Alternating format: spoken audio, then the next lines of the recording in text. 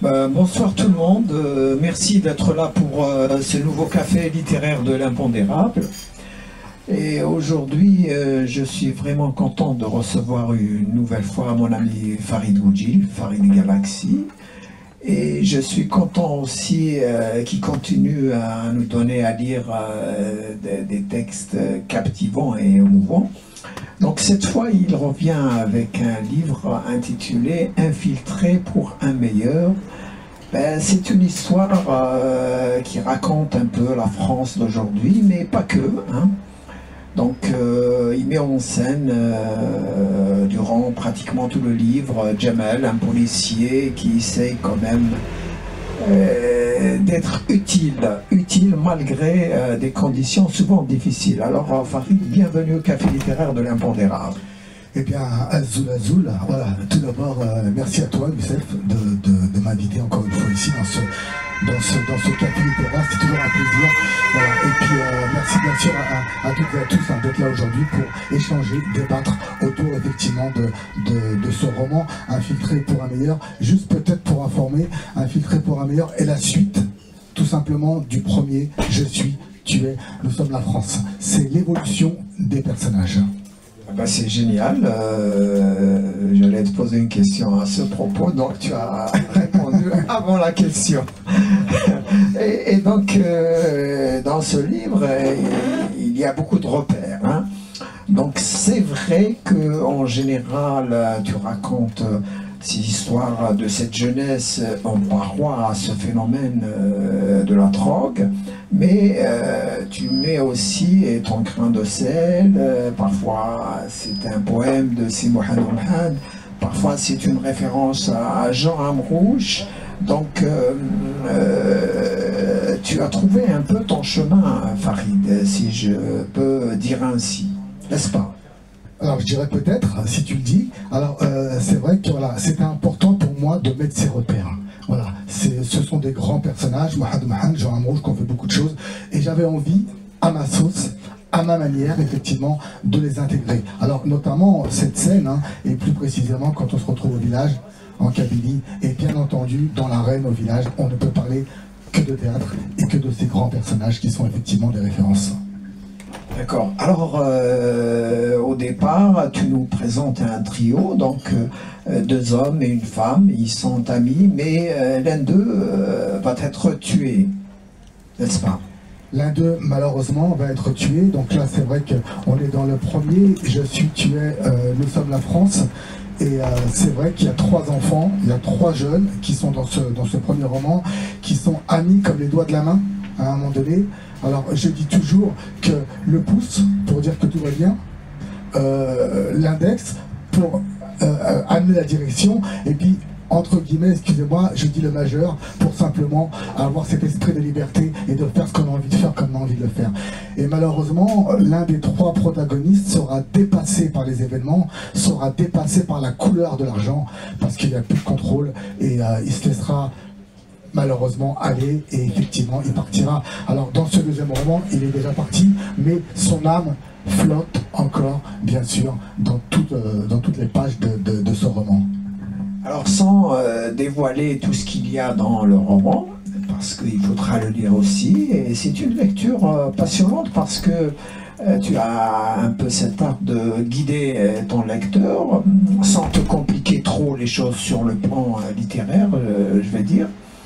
Et j'ai comme l'impression quand même que ton expérience des banlieues t'a beaucoup aidé pour écrire ce livre. Il y a un peu beaucoup de ton expérience dans ce livre. Ouais, je pense.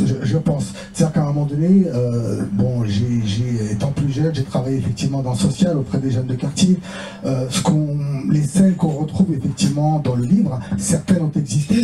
Ces rencontres entre les jeunes effectivement et les policiers, ces rencontres au débat, ces forums de théâtre, effectivement, voilà, j'avais envie. Alors j'ai apporté durant des années auprès des quartiers à ces jeunes, effectivement, et j'avais envie d'apporter différemment et de dire simplement, oubliez pas, il y a des choses à faire et c'est ensemble qu'on avance.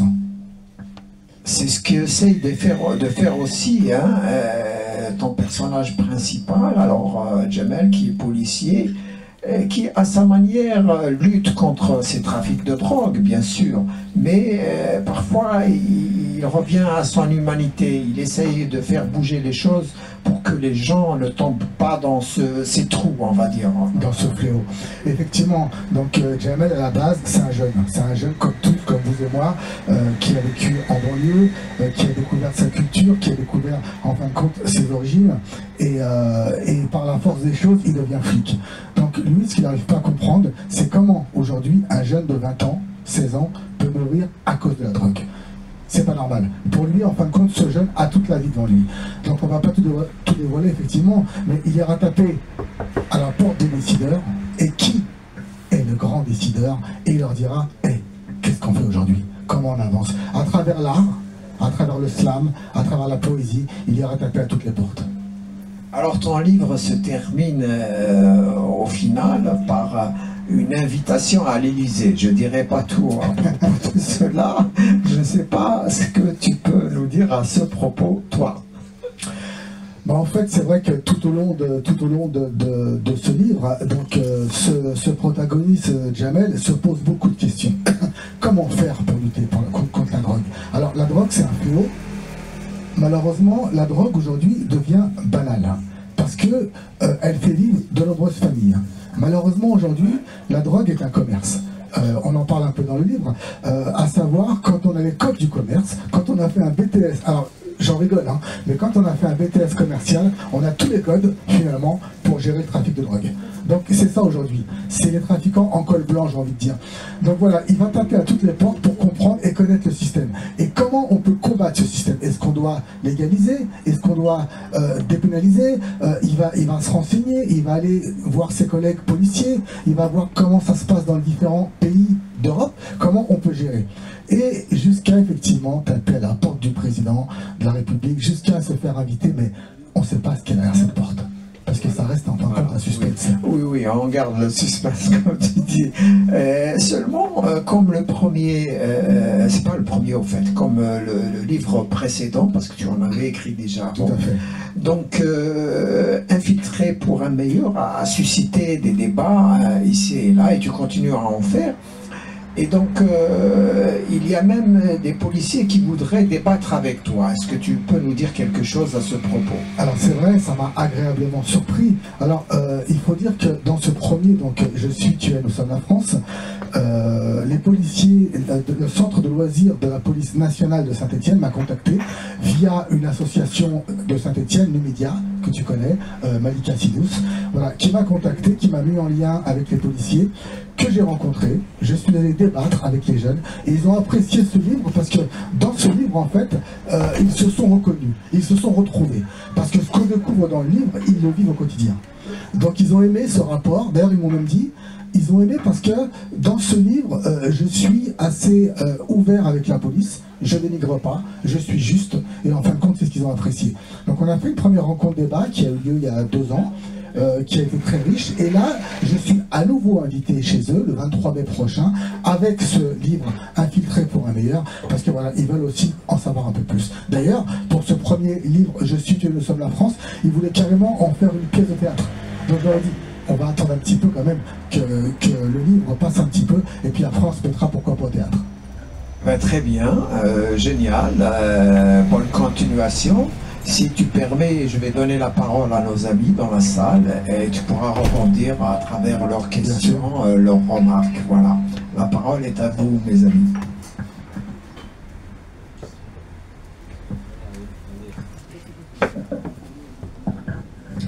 Farid Goujil, bienvenue au café littéraire de l'Impondérable, un café littéraire maintenant quasi légendaire de notre ami Youssef Sirem. Eh bien, j'avoue que c'est un plaisir de te lire. Tu es un vrai enquêteur, tu nous emmènes dans des intrigues et donc on n'est pas... Et bien, quand on finit le livre, on a envie que ça continue et je te félicite pour ça. Alors tu es un passeur d'idées.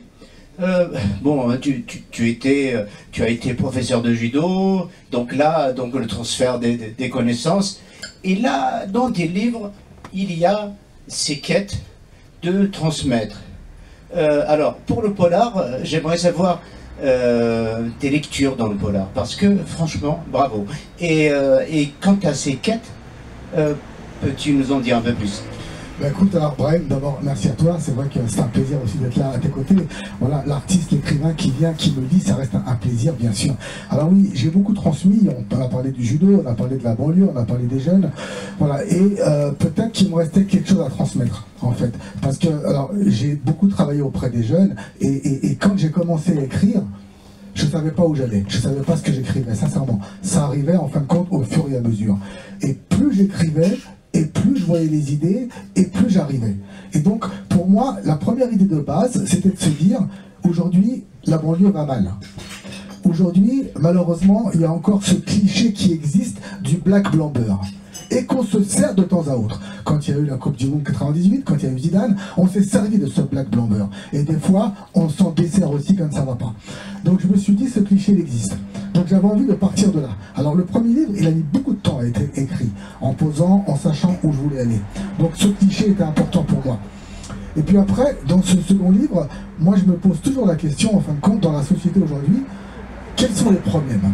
Quels sont les problèmes? Ok, les problèmes sont comme ça, en tout cas liés à la jeunesse, et comment on peut y répondre? Quelles sont les solutions? Quelles sont les pistes de travail, en fin de compte, pour pouvoir y répondre? À partir de là, j'avance, et je me dis effectivement, la drogue, c'est un problème. Le problème, c'est qu'on ne peut pas aujourd'hui, pour un jeune de 15-20 ans, mourir de la drogue. On ne peut pas, donc c'est un peu compliqué. Donc moi, j'avais envie de mettre, en fin de compte, les responsables en face de leurs responsabilités, et de se dire, ok, on fait quoi aujourd'hui?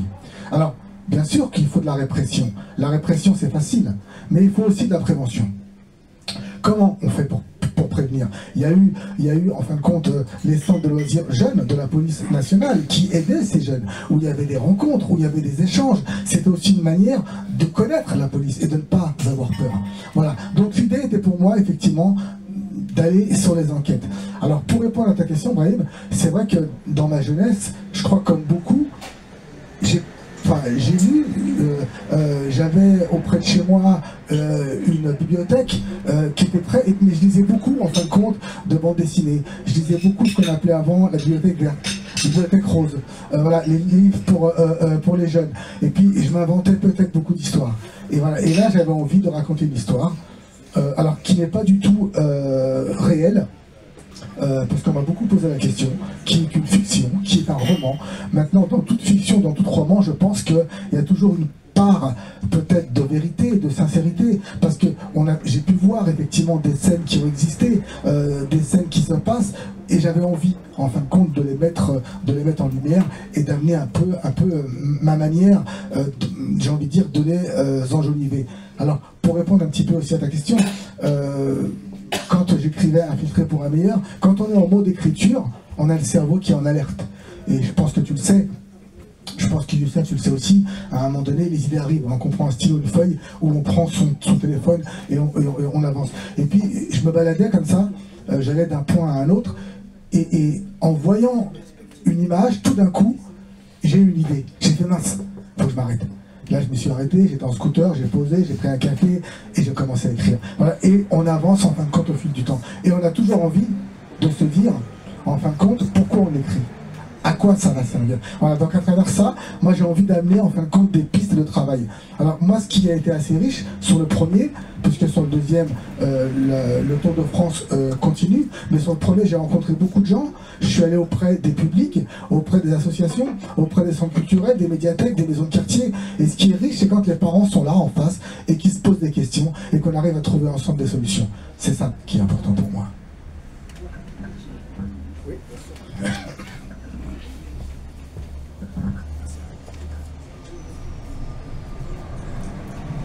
Bonsoir tout le monde. Je voudrais tout d'abord remercier notre ami Youssef qui continue à nous accueillir avec beaucoup de convivialité dominicale, si je puis dire, et puis souhaiter la bienvenue à notre ami Farid Goudjil. Merci. C'est vrai que votre expérience est une expérience partagée, et parfois, que ce soit dans vos ouvrages ou même pour ceux qui ont eu la chance de vous connaître dans vos activités précédentes, vous recelez tellement d'expériences que on se dit qu'on doit la mettre au service contextuel. Quand on voit la situation aujourd'hui de nos banlieues, qui est une situation à la fois dramatique et je dirais même aujourd'hui c'est un point nodal un peu dans notre société, où effectivement ça entraîne toute une situation sur le plan socio-économique, avec les exploitations politiques qui sont faites aujourd'hui. Donc effectivement, vous êtes quelqu'un qui ouvrait certaines pistes.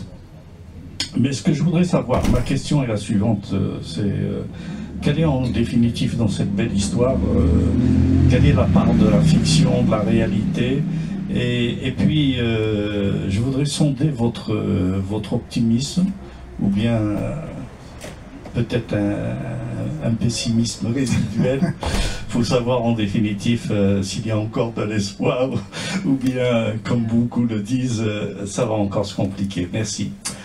Oui, alors on va peut-être commencer à répondre à la question.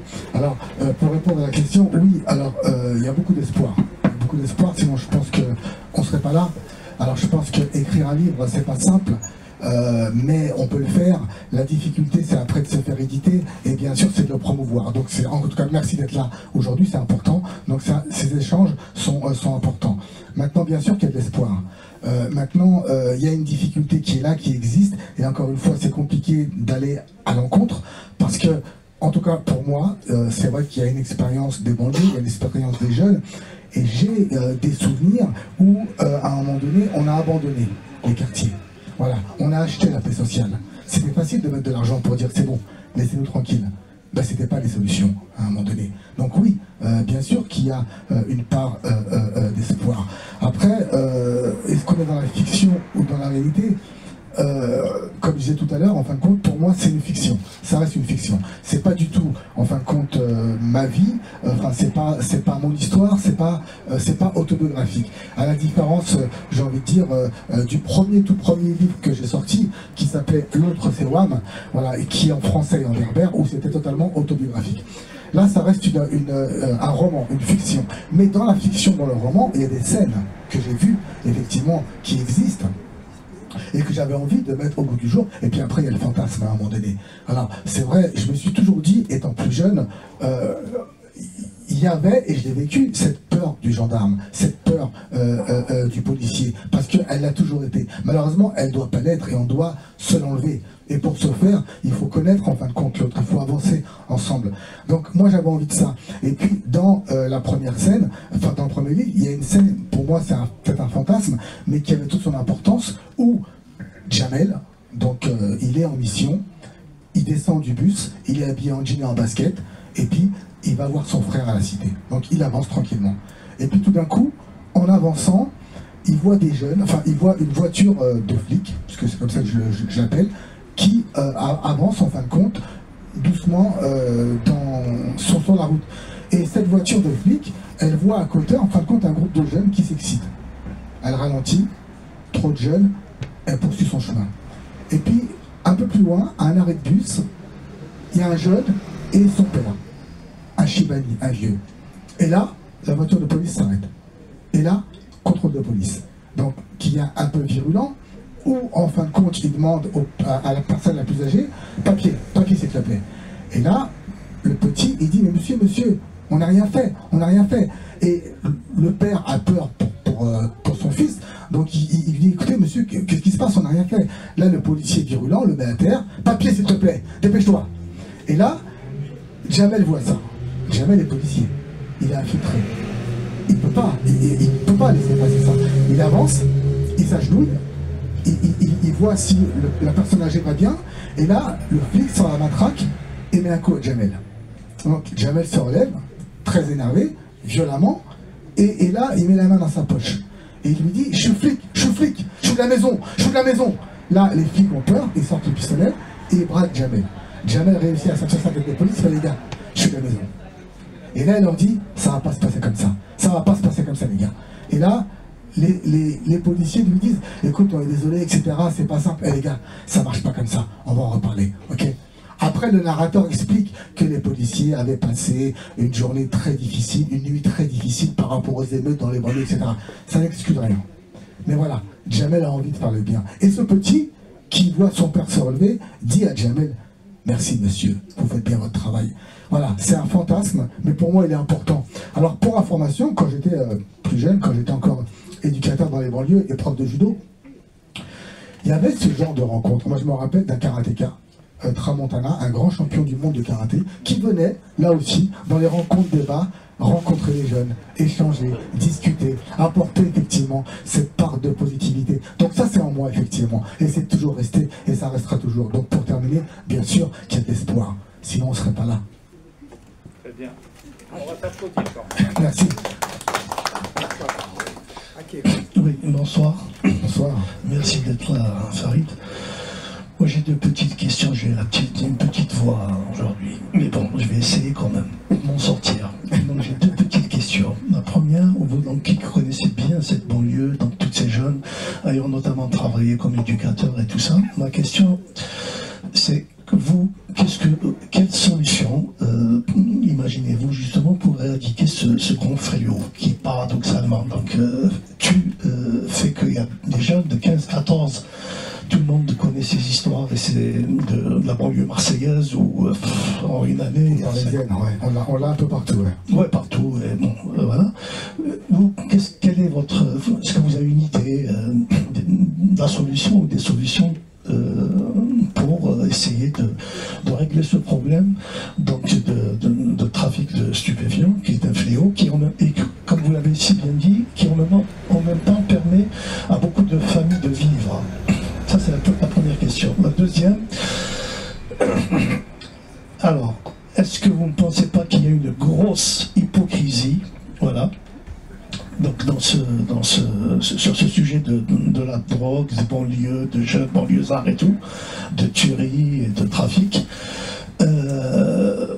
sur le fait qu'on parle rarement, ou très peu, voilà, des pays qui sont, ou des régions du monde qui sont pourvoyeuses de cette matière première, qui est le cannabis. Moi je parle de ça, voilà. On a juste à côté le Maroc qui a été classé par l'Observatoire international des drogues comme étant le premier producteur de cannabis au monde. Voilà. Et c'est de là-bas que ça vient, voilà, et puis qui permet après le trafic. Voilà. Voilà mes deux questions. Alors c'est donc de très bonnes questions. Alors on va commencer par la première. Donc alors je n'ai pas la connaissance de toute la banlieue. Voilà, j'ai travaillé, j'ai vu, j'ai assisté à des réunions à l'époque avec les policiers, etc. Donc j'ai vu, je connais un peu. Voilà. Maintenant, en fin de compte, qu'est-ce qu'il faudrait faire pour... Alors moi je suis pas un politique. Maintenant, enfin c'est vrai que dans ce livre, le protagoniste ou moi, bon, on amène effectivement des pistes de travail.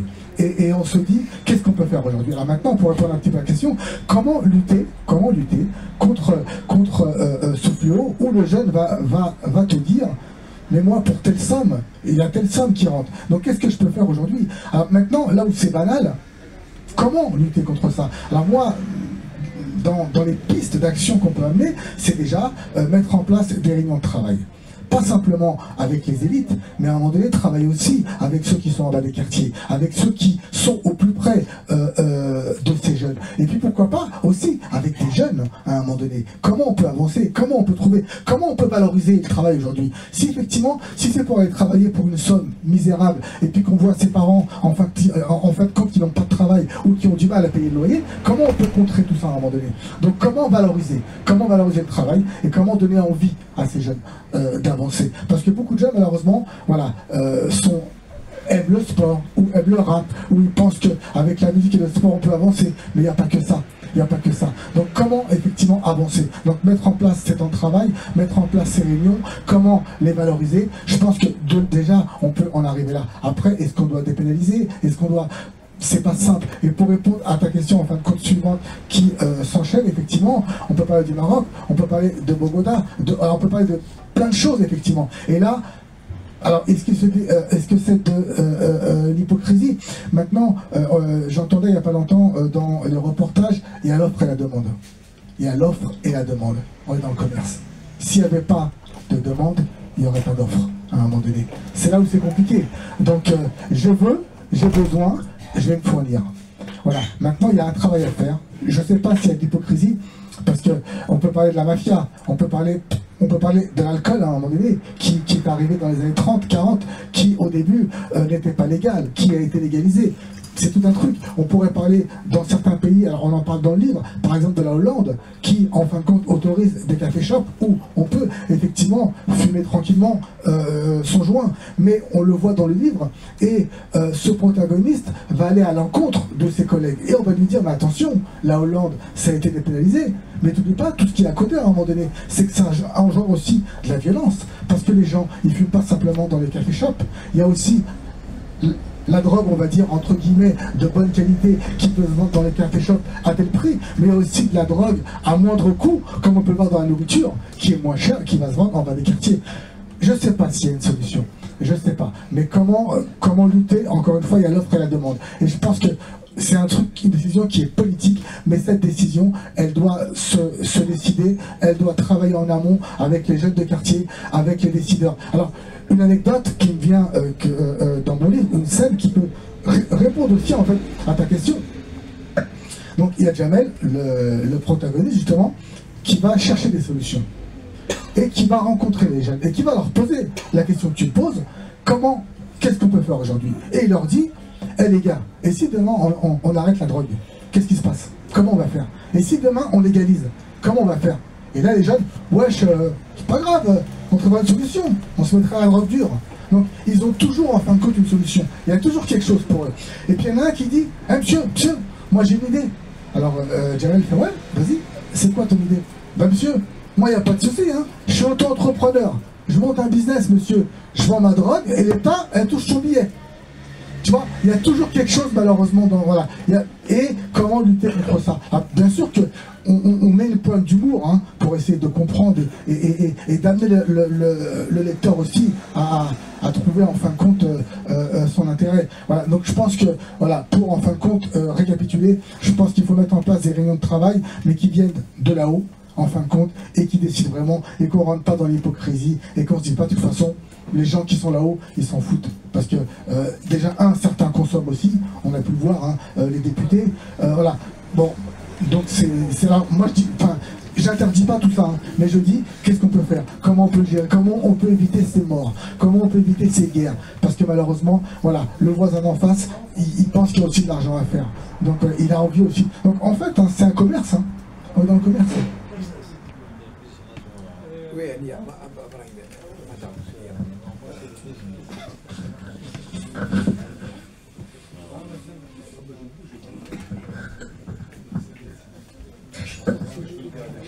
Bonsoir tout le monde, bonsoir Monsieur Godil.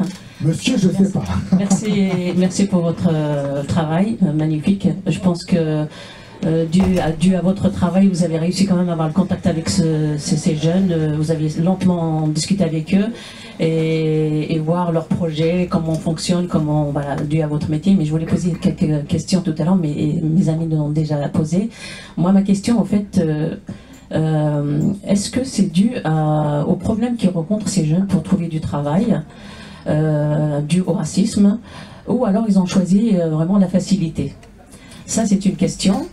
Et une autre question, quand les policiers saisissent un certain nombre de quantités de drogue, qu'ils stockent quelque part, qu'est-ce qu'elle devient? Ah, alors ça, je ne suis pas policier, ça, je ne peux pas vous dire. Alors, je pense que vous avez quand même une discussion avec ces jeunes, ils sont plus au courant que nous tous, je pense. Non, alors du tout, non, du tout. Alors, par contre, alors dedans, on en parle un peu, parce que là, on a fait des recherches, effectivement. Alors, qu'est-ce que la drogue devient? Donc en règle générale, alors on a pu le voir aussi bien sûr hein, dans les films, un peu partout, hein, ce que la drogue devient en général, donc ils le mettent dans les coffres et puis ils le détruisent. Ou alors certains s'en servent lors de leurs enquêtes pour essayer de... après il y a aussi la corruption, mais ça je pourrais pas vous dire. Alors après, pour en venir aux jeunes, effectivement, est-ce que c'est la facilité? Est-ce que c'est le racisme? Alors malheureusement, au jour d'aujourd'hui, il y a encore le délit de faciès. D'où on vient, mais moi je pense personnellement qu'il faut essayer de s'en défaire. Voilà, on n'est plus dans les années 80, 90, 2000, c'est fini. On est ici, on est en France, on a envie, et voilà, et il faut se regarder en face dans la glace. Il faut être fier de ce qu'on est. Savoir d'où on vient, encore une fois, ça nous aide à devenir. Donc je pense que ça, c'est une certaine chose. Après, oui, pour certains, bien sûr, que on n'a pas de boulot, parce qu'on n'a pas envie, parce que, et puis tout à l'heure, je disais qu'on est confronté beaucoup, malheureusement, aux réseaux sociaux. Quand on regarde les réseaux sociaux, on s'invente une vie. On s'invente des choses, malheureusement. Quand on regarde, si on veut réussir, c'est le foot ou la musique. Mais il n'y a pas que ça, à un moment donné. Il n'y a pas que ça pour réussir. Donc, tout à l'heure, je disais, comment on valorise ces métiers? Comment on valorise les jeunes? Par exemple, aujourd'hui, on valorise les métiers de bouche, métiers de boucher, métiers de boulanger, les métiers d'artisan, chose qu'on ne faisait pas il y a quelques années. Et aujourd'hui, maintenant, il y a carrément des émissions de télé, on valorise tout ça. Donc, comment revaloriser? Comment redonner envie aux jeunes? Et puis malheureusement, tout à l'heure je le disais, le jeune qui va travailler, qui va se faire un salaire de 1005, 1003, 1008, c'est bien déjà. Mais quand son pote, quand son copain va faire guetteur et qu'il va gagner 3000 ou 4000 euros par jour, comment lutter contre ça? Alors attention, moi je sais pas tout. Je suis pas, c'est pas avec ma baguette magique que je vais faire. Non, moi j'ai une expérience, mais pas dans la drogue, pas dans les enquêtes. J'ai été jeune, comme beaucoup. J'ai travaillé auprès des jeunes, mais il y a quelques années. Voilà, donc ce sont des idées qui sont là. Maintenant, j'ai à l'époque travaillé avec les policiers, les centres de loisirs de la police municipale, où on amenait des jeunes, en fin de compte, faire des activités ludiques. Et il y avait ces rencontres. Donc il y avait des choses qui pouvaient se faire. Maintenant, oui, pour revenir sur ce que vous disiez, effectivement, il y a la facilité. Parce que j'ai pas envie de me fatiguer, j'ai pas envie de me prendre la tête à un moment donné, mais comment on peut redonner? Et puis je disais aussi aux parents, parce que c'est aussi important, les parents, et on en parlait justement dans ce premier livre, hein, Je suis que nous sommes la France, où on parle de transmission, et ce que je disais aujourd'hui, c'est qu'il faut que les parents reprennent le lead, reprennent le pouvoir, entre guillemets, si on peut dire, parce que c'est l'éducation qui est en premier. Moi, mes parents, ils m'ont éduqué. Comme beaucoup, on a pris des coups de bâton, on a pris des coups de martinet, on a pris des coups de ceinture, et bien tant mieux. Sinon, on ne serait pas là aujourd'hui, à un moment donné, pour en parler et pour échanger. Voilà. Donc, à un moment donné, je pense que l'éducation est là. Je pense que les parents doivent reprendre le dessus. Maintenant, comment reprendre le dessus? Il y a 3-4 jours, j'étais sur un forum à venir où je présentais l'événement. Et justement, la question qu'on se posait, c'est comment avancer, comment donner l'envie, comment orienter au mieux le jeune, la difficulté, comment redonner chance aux parents. Alors il existe de plus en plus ce qu'on appelle l'école de la deuxième chance. Donc ce sont des jeunes qui sont déscolarisés, qui ont de 15 à 30 ans, qu'on remet en fin de compte sur la route du travail et on leur donne une envie. Et moi, la question que je pose et que je posais et que je pose ce soir, comment redonner espoir aux parents? Est-ce qu'il ne faut pas, entre guillemets, créer l'école des parents? Alors, je plaisante bien sûr, hein, mais là, par exemple, on débat. Eh bien, pourquoi ne pas créer ces débats au sein des maisons de quartier, au sein des quartiers, au sein des municipalités, pour redonner l'envie aux parents, pour leur donner envie de se construire? Alors, par exemple, dans le livre, dans ce livre-là, Infiltré pour un meilleur, il y a une scène. Il y a une scène qui parle un petit peu de ce que vous dites. Où en fin de compte, alors Jamel encore, il est là, comme on est là aujourd'hui, et il rencontre en fin de compte les gens de son ancien quartier. Il était jeune, il avait 15 ans, et puis par hasard, il se balade, et puis il rencontre un ancien de la cité. Donc l'ancien de la cité est devenu gardien de la cité même où avant il était jeune. Et alors Jamel lui dit, alors comment ça se passe à la cité? Comment ça se passe, les parents, les familles, les quartiers? Et là, son pote lui dit, écoute, c'est chaud, c'est plus comme avant, c'est compliqué, il y a beaucoup de retraits, il y a plus qu'il y avait avant.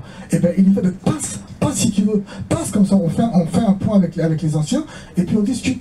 Et Jamel lui dit, mais pourquoi tu ne crées pas une association avec les parents? Association qui permettrait en fin de compte d'exister, qui permettrait de créer, qui permettrait aux anciens à un moment donné d'être décisionnaires dans la vie de tous les jours. Donc Jamel va les rencontrer. Et là, les parents lui posent des questions en disant, moi j'ai peur. Parce que ma fille, elle a tel âge, je ne vais pas tout vous raconter, mais ma fille, elle a tel âge, comment on fait pour vivre aujourd'hui dans la cité? Mon fils, il a tel âge, etc., etc. Donc on en parle de tout ça. Donc je pense qu'il faut amener les gens à débattre, à échanger. Et puis une chose importante aussi, c'est de ne pas avoir peur de l'autre. Parce que l'autre, en fin de compte, c'est nous tout simplement. Un, deux, un, deux. Bonsoir, donc voilà, je suis Salim. Je viens de découvrir ce café vraiment avec beaucoup d'admiration. Je ne connaissais pas avant. Et voilà, j'ai un petit parcours à peu près comme le tien, Farid. Enseignement éducateur à la protection judiciaire de la jeunesse. Je ne sais pas si quelqu'un connaît. C'est une branche, je dirais, du ministère de la Justice et qui s'occupe justement des jeunes délinquants. C'est-à-dire que mon travail arrive après le tien. C'est-à-dire quand la prévention échoue, le jeune passe par la case tribunal, juge pour enfants, et il débarque chez nous. Voilà, j'étais, on va dire, éducateur, puis chef de service. Alors, juste pour mettre un petit peu d'éclairage sur les choses, avec cette expérience, j'ai compris un jour que ce problème, on peut le situer sur 3-4 paramètres. Le premier point, vous l'avez signalé, à juste titre, c'est la famille. Le problème, il commence au niveau de la famille. À 99%, je dirais, les jeunes qui arrivent chez nous sont issus d'une famille monoparentale.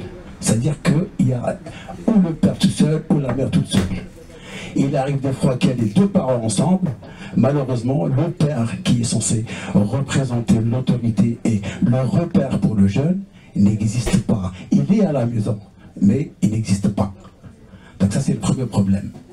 Alors ça me fait rire des fois quand j'entends à la télé des hommes politiques qui disent « Oh oui, mais bon, il faut leur supprimer des allocations familiales, comme ça va aller. » Franchement, c'est incroyable. Quand j'entends ça, je suis sidéré.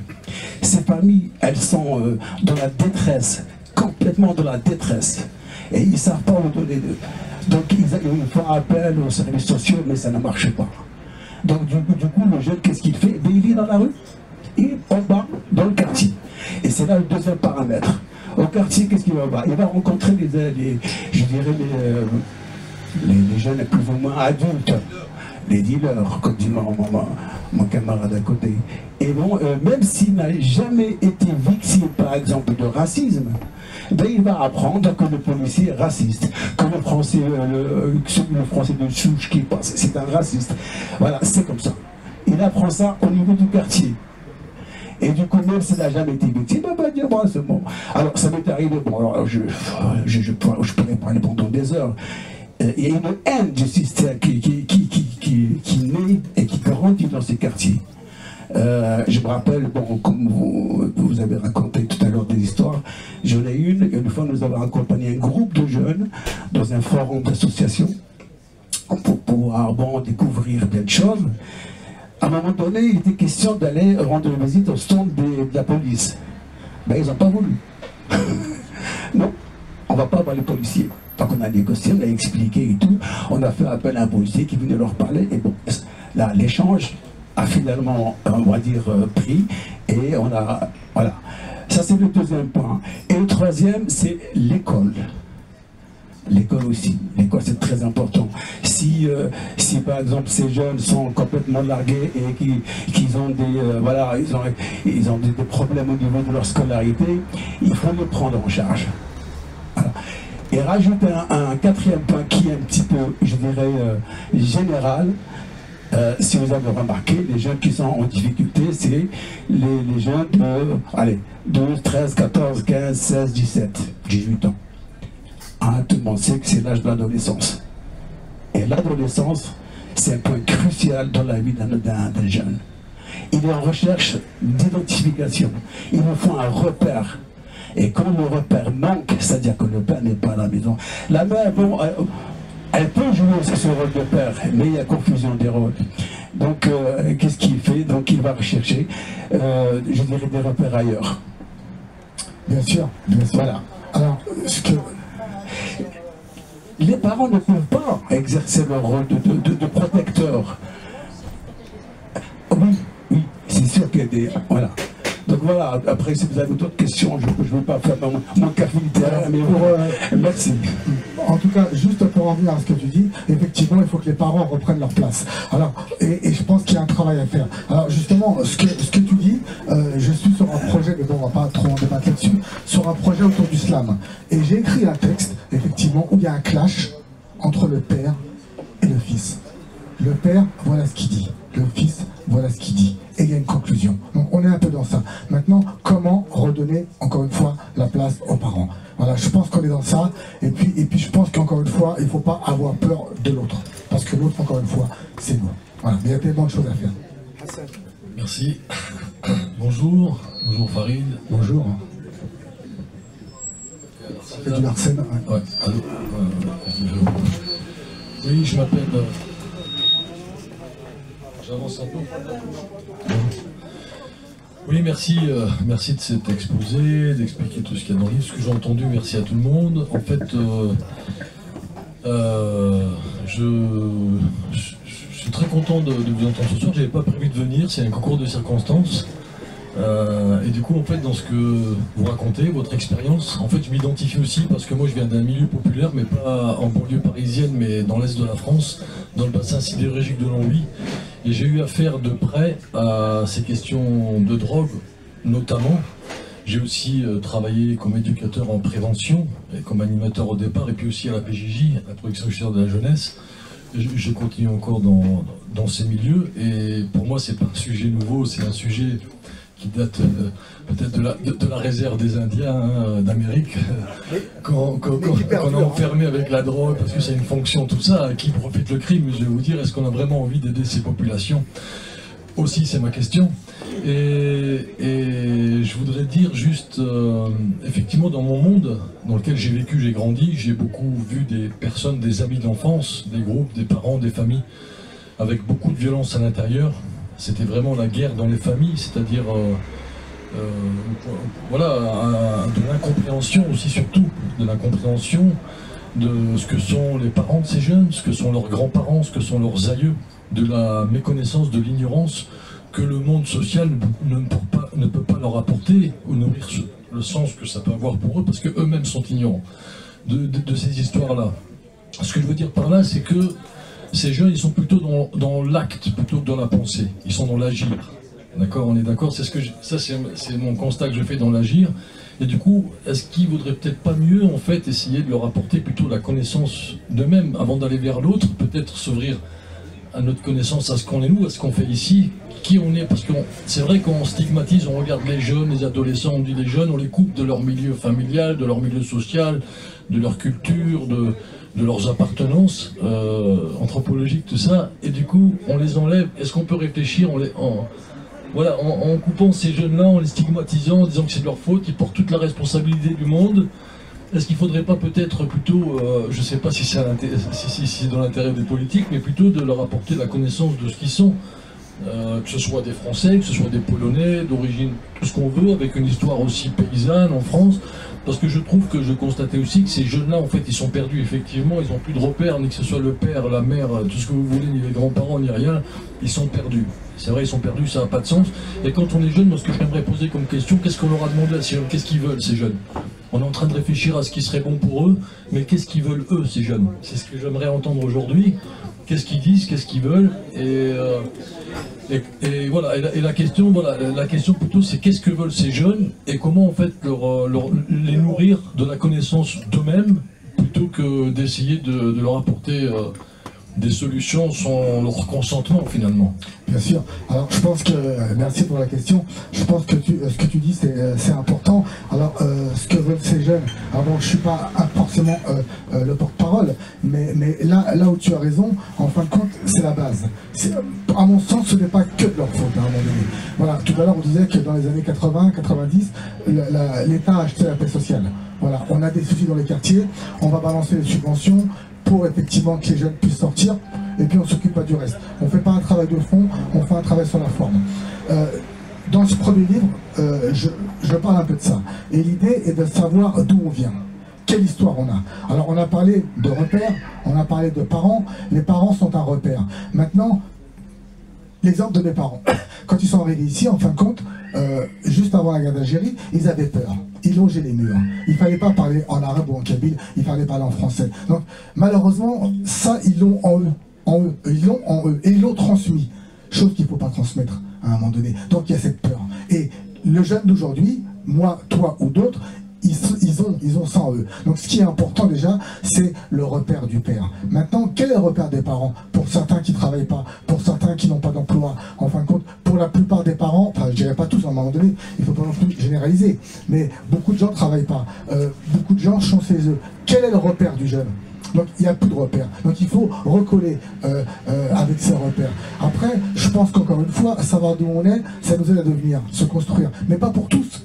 Parce qu'il y a eu peut-être un long moment passé qu'il faut récupérer. Est-ce que c'est pas une génération perdue aujourd'hui?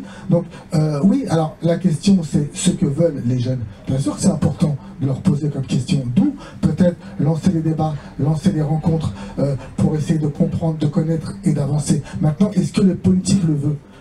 J'espère que oui, parce que ça permettrait d'avancer, mais encore une fois, peut-être pas de résoudre le phénomène crucial qui est effectivement le trafic de drogue et qui est cette économie souterraine qui apporte à beaucoup. Et on parlait tout à l'heure effectivement du Maroc, on parlait de Bogota, ou de tous ces pays où ça se cultive, ça devient un business.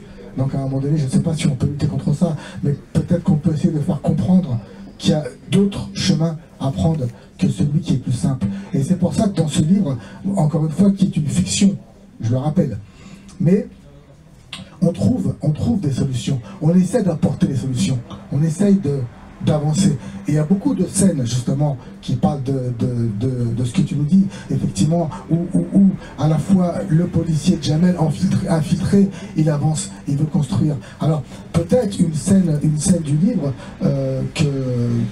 qui est à mon sens, en fin de compte, importante. Jamel est infiltré. Donc il est policier, mais il se fait passer pour un voyou. Et donc il est dans un garage, c'est une scène, et en fin de compte, justement, il voit que c'est tendu, etc. Et puis, pour pouvoir coffrer, en fin de compte, ces malfrats, il va mettre en place un scénario.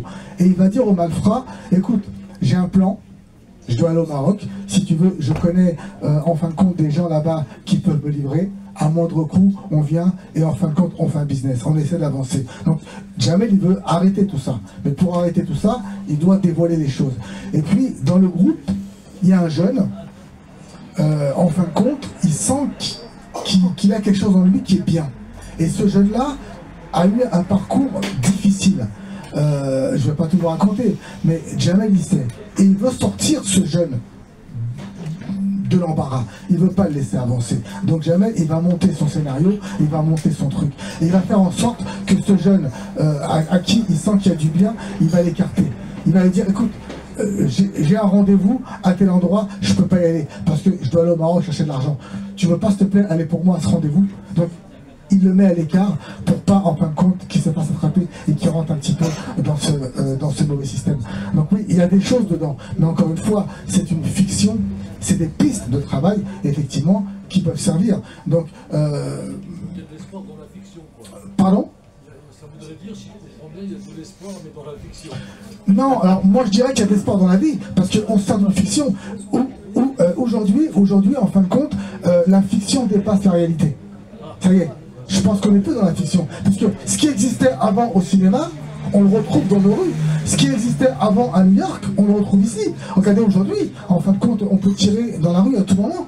Donc tout ça, on le retrouve à un moment donné. Mais il y a des pistes Alors, le protagoniste, en fin de compte, Jamel, qui est flic, mais qui ne peut pas faire ce qu'il veut en tant que flic à un moment donné. Il y a des limites à ne pas dépasser.